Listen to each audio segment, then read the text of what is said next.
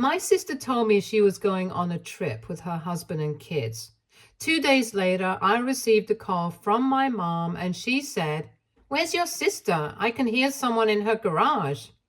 I rushed over to her house and was shocked to see her adopted daughter in a wretched state. A heartbreaking truth was revealed. Hey everyone, it's Caroline here, 36 female. I've got a rough story to share with you all today. It's about my sister Valerie, her family, and a shocking discovery that turned our whole world upside down. Grab a snack and settle in because this one's a doozy. So, a little background first. I've always been the career-focused sister. While other girls were playing house and dreaming of their future families, I was busy mapping out my path to the C-suite. Don't get me wrong, I love kids, but I've never felt that burning desire to have my own. My younger sister Valerie, on the other hand, total opposite. Even when we were kids, she was always talking about how many babies she wanted to have and how she couldn't wait to be a stay-at-home mom. It was her lifelong dream, you know.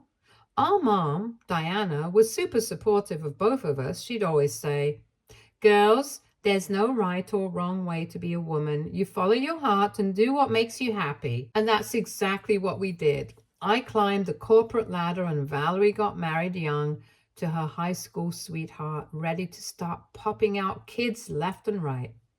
But life had other plans for her, unfortunately. After trying to conceive for a couple of years with no luck, Valerie and her husband went to see a fertility specialist. I'll never forget the day she called me sobbing. "Car, the doctor says, he says it'll be really hard for me to have kids. What am I going to do? This is all I've ever wanted."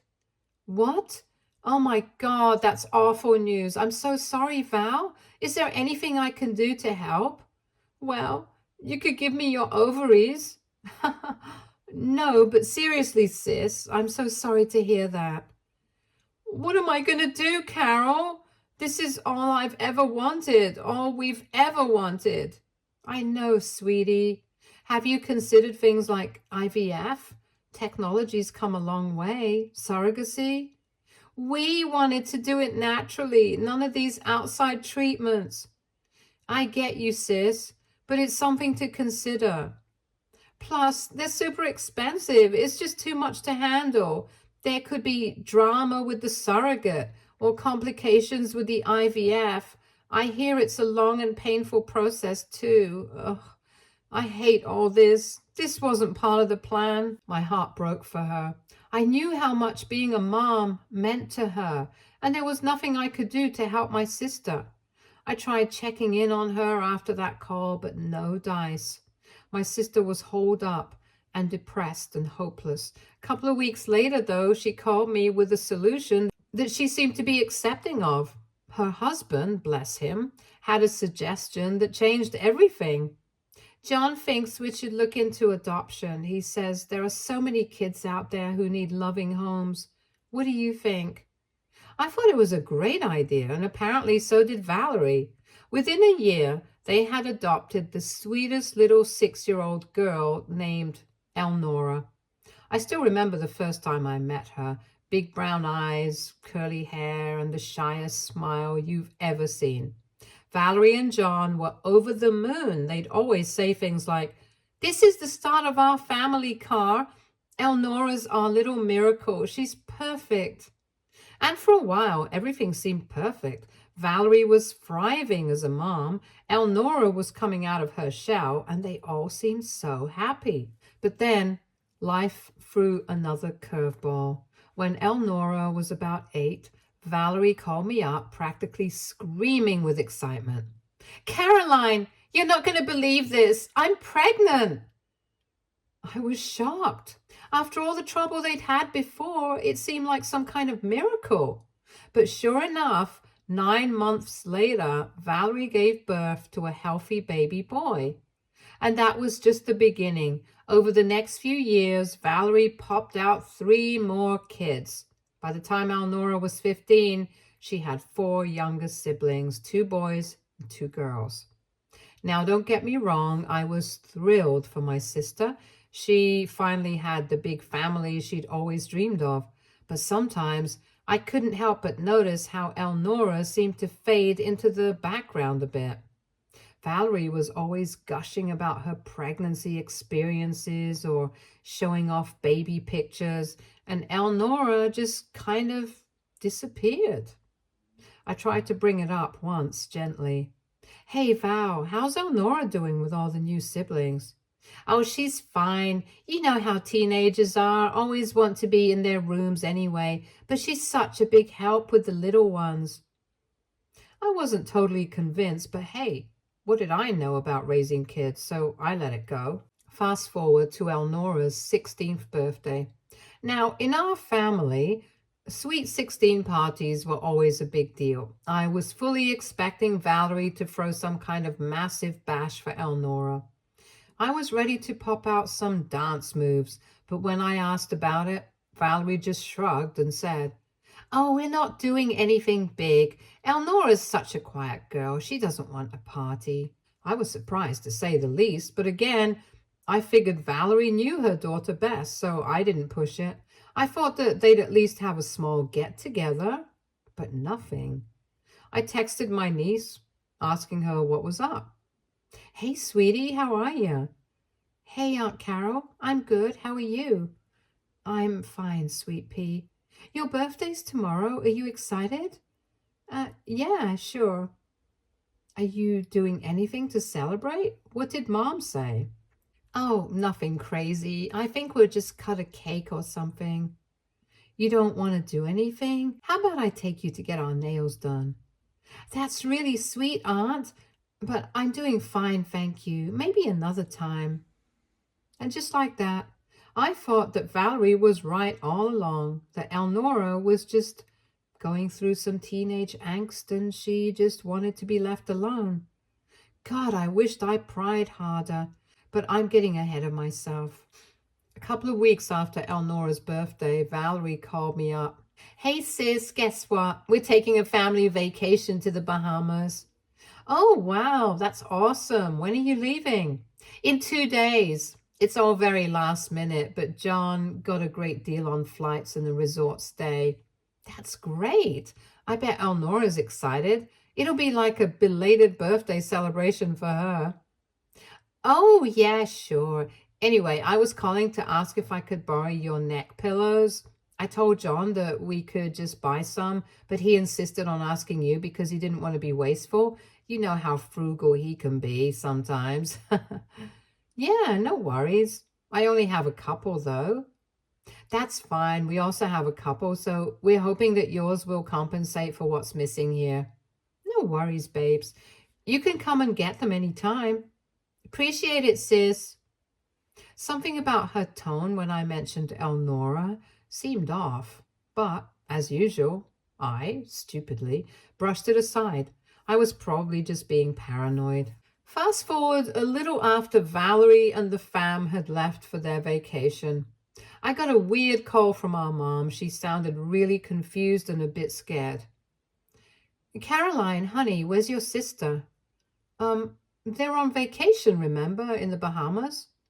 Are you sure? Because I'm at her house right now and I swear I can hear someone in the garage. Now, you might be wondering why my mom was at Valerie's house while they were away. See, Mom's washing machine had broken down, and since we're all super close and have keys to each other's places, she'd gone over to do some laundry. Totally normal for us. But this was not normal. What do you mean you hear someone? Have you tried calling Valerie? Of course I have. She's not answering. Neither is John. I'm scared, Caroline. What if someone broke in? I felt a chill run down my spine. Something was very, very wrong here. Okay, Mom, here's what we're going to do. You call the police right now. Just stay where you're at. I'm on my way over. Don't try to investigate on your own, okay? All right, honey, please hurry. I've never driven so fast in my life. My mind was racing with all sorts of horrible scenarios. Had someone really broken in? Was my family in danger? When I got to Valerie's house, Mom was waiting for me on the front porch, wringing her hands nervously. The police are on their way, but I still hear noises from the garage. What should we do? I took a deep breath, trying to stay calm for Mom's sake. Let's wait for the police. It's not safe to. But before I could finish my sentence, we heard a loud crash from inside the garage, followed by what sounded like crying. Mom and I looked at each other, and I knew we were thinking the same thing. That didn't sound like an intruder. That sounded like a kid. Without really thinking it through, I marched up to the garage door and called out, "Hello, is someone in there? We're not going to hurt you. We just want to make sure you're okay." For a moment, there was silence. Then a small, shaky voice answered. "Aunt Caroline, is that you?" My blood ran cold. I recognized that voice. "Elnora, sweetie, is that you in there?" More silence. Then, "Yes, please help me." I looked at Mom, my heart pounding. What the hell was going on? Why was Elnora locked in the garage when she was supposed to be on vacation with her family? With shaking hands, I unlocked the garage door and lifted it up. What I saw inside will haunt me for the rest of my life. Elnora was huddled in the corner, surrounded by blankets and pillows. She looked awful. Her hair was matted, her clothes were dirty, and she was so dehydrated.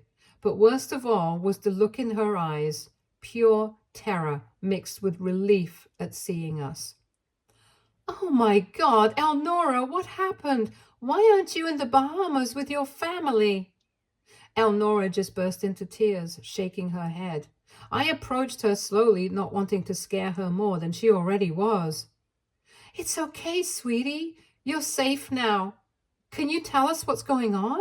Between sobs, Elnora started to talk, and as she spoke, I felt my world crumbling around me. They left me here, Mom and Dad. They don't want me anymore." I couldn't believe what I was hearing. Valerie and John, who had always seemed like such loving parents, had abandoned their adopted daughter? It didn't make any sense. "Honey, I'm sure there's been some kind of misunderstanding. Your parents love you very much." But Elnora shook her head vehemently. "No, they don't. Not since the other kids came along. You're just in the way now. That's what Mom always says." As Elnora continued to talk, a horrifying picture began to emerge.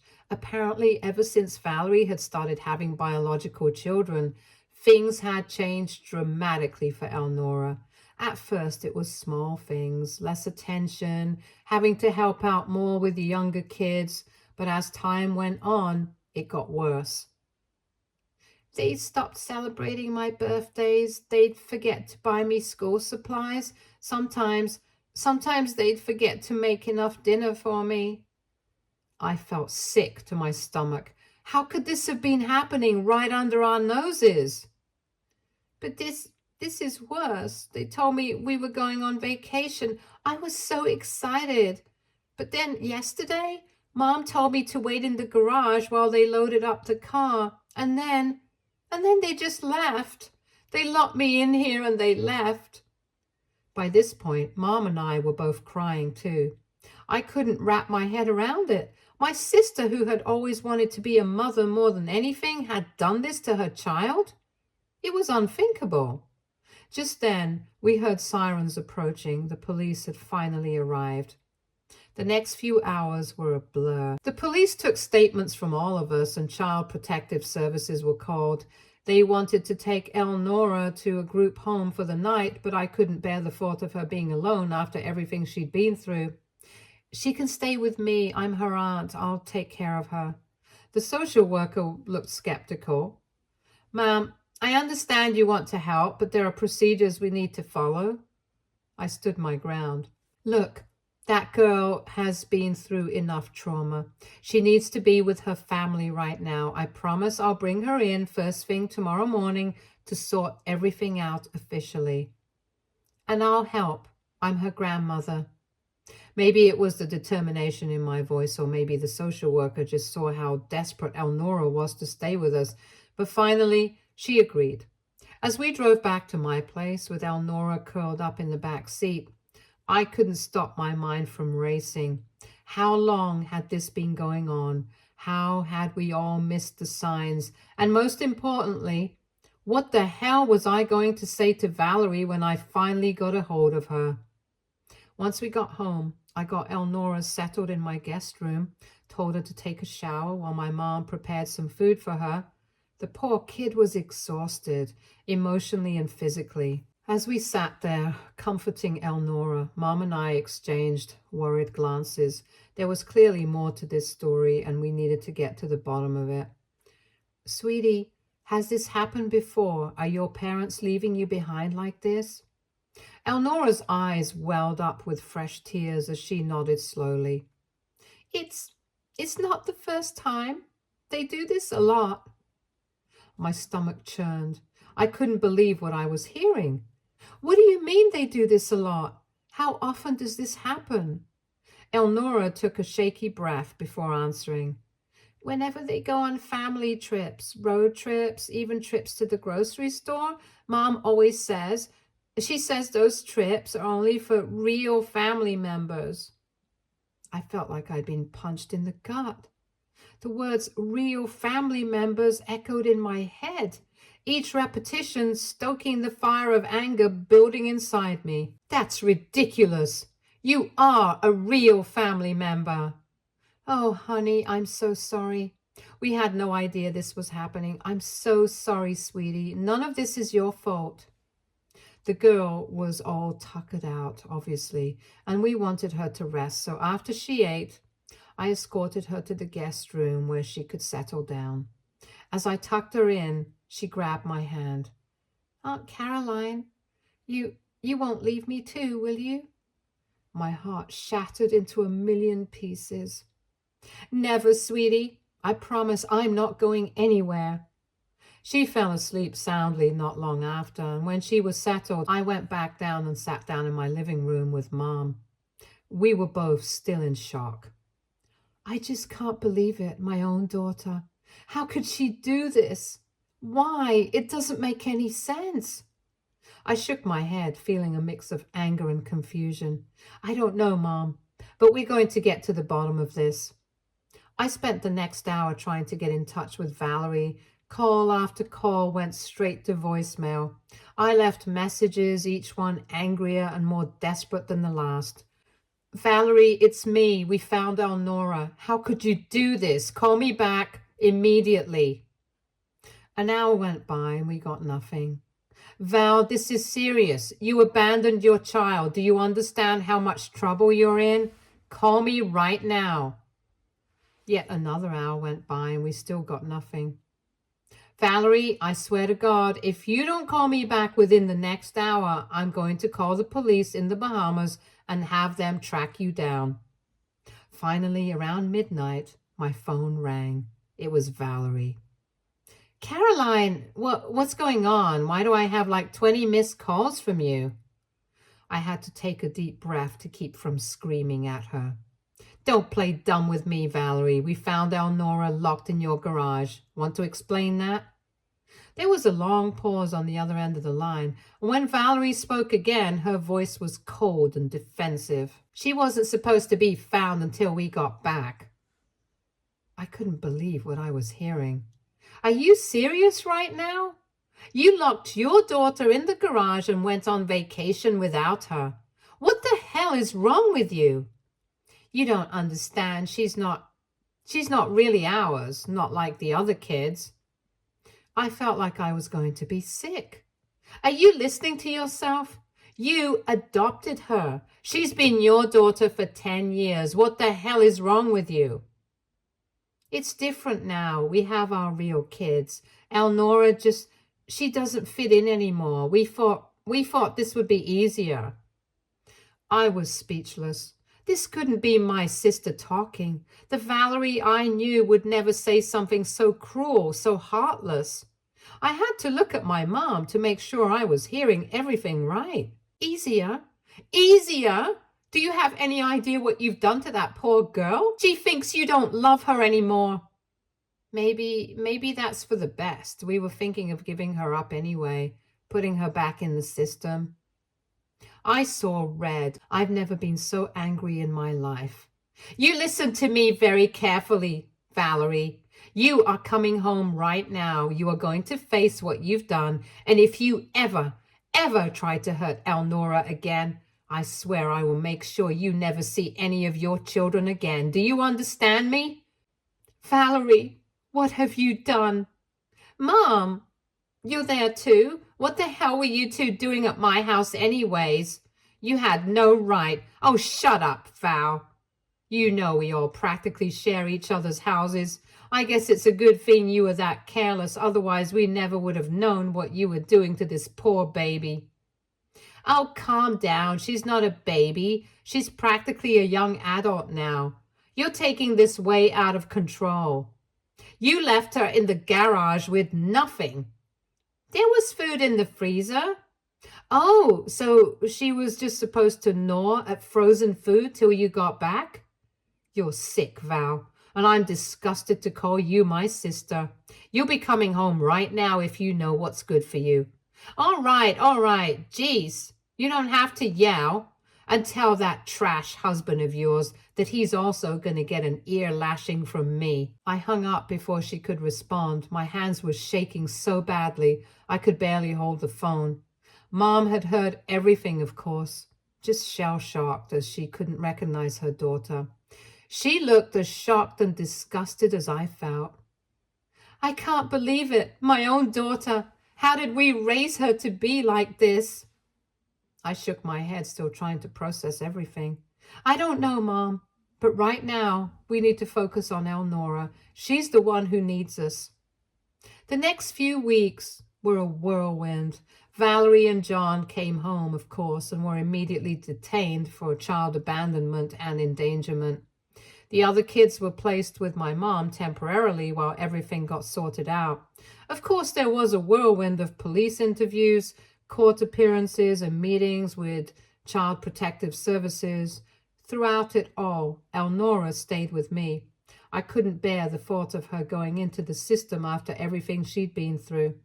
As the details of Valerie and John's neglect came to light, I found myself growing more and more angry. How could they have treated this sweet girl so horribly?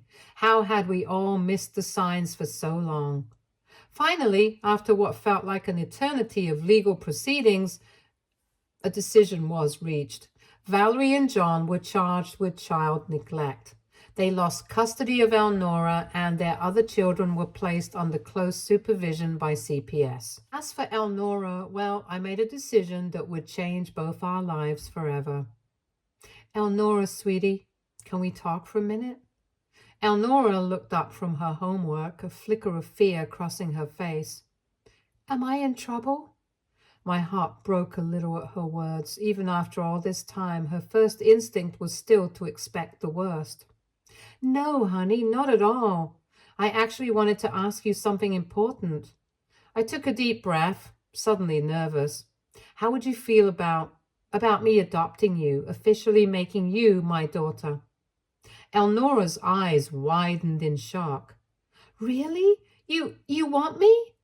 I felt tears welling up in my eyes as I nodded. Of course I want you, sweetie. I love you, and I want to make sure you always have a home where you're loved and wanted. Elnora launched herself into my arms, sobbing. Yes, I want that too. As I held her close, I knew I'd made the right decision. It wasn't going to be easy becoming a single mom overnight, but I knew deep in my heart that this was meant to be. The day the adoption was finalized, Mom came with us to the courthouse. As the judge made it official, declaring Elnora to be legally my daughter, I saw Mom wipe away some tears. I'm so proud of you, Caroline, and I'm so sorry for what Valerie did. But I want you to know, Elnora, you have always been my granddaughter, and she always will be. Elnora hugged her grandmother tight, and I felt a warmth spread through my chest. This was our family now. Different than we'd expected, but full of love. As for Valerie, well, that's a wound that's going to take a long time to heal, if it ever does. I'm still angry at her, still struggling to understand how she could have done what she did. We obviously aren't on speaking terms. She's a criminal in the eyes of the law. Her and her husband were charged with child neglect and endangerment, but considering the fact that they had 4 younger kids, they had managed to get what I consider to be a pretty sweet deal, unfortunately. They were fined $3,000, community service as well as jail sentences that would be served on the weekends, adding up to 6 months. If you ask me, they should have locked them up and thrown away the key. I can't even look at them the same way anymore. Nothing excuses their deplorable behavior except a good lawyer, I guess. It breaks my heart knowing that someone so close to me could have done something so evil. And to make matters worse, Val had the audacity of being mad at me and Mom for exposing her evil activities. She obviously lost her job as well as any of her respectable friends, and we still have family members calling in from around the world asking if what they've been hearing is true. It's all a bit of a mess that we're still taking care of, but we're doing the best we can. But for now, I'm focusing on the future, on building a life with my daughter and showing her what it really means to be part of a loving family. It's not the path I thought my life would take, but I wouldn't change it for the world. Because sometimes the family you choose is the strongest family of all. One night, about a month after everything had happened, Elnora and I were sitting on the couch watching a movie. Out of the blue, she turned to me and said, "Aunt Caroline, thank you for everything." I felt tears welling up in my eyes. "Oh, sweetie, you don't have to thank me. This is what family does. We take care of each other." "I know. I never felt like I had a real family before, not until now." In that moment, I knew that no matter what happened with Valerie, regardless of what the courts decided, Elnora had found her forever home with me. It's been several months since that fateful day. Valerie and John are still dealing with the legal consequences of their actions. The other kids are officially back home with them under close supervision from child services. I never thought I'd be a mom, let alone a single mom to a teenager. But you know what? It's the best thing that's ever happened to me. Elnora is thriving in school, making friends, and most importantly, she knows she's loved unconditionally and forever. And she's so freaking cool. It's almost like I'm an older sister. I honestly don't know what came over Valerie.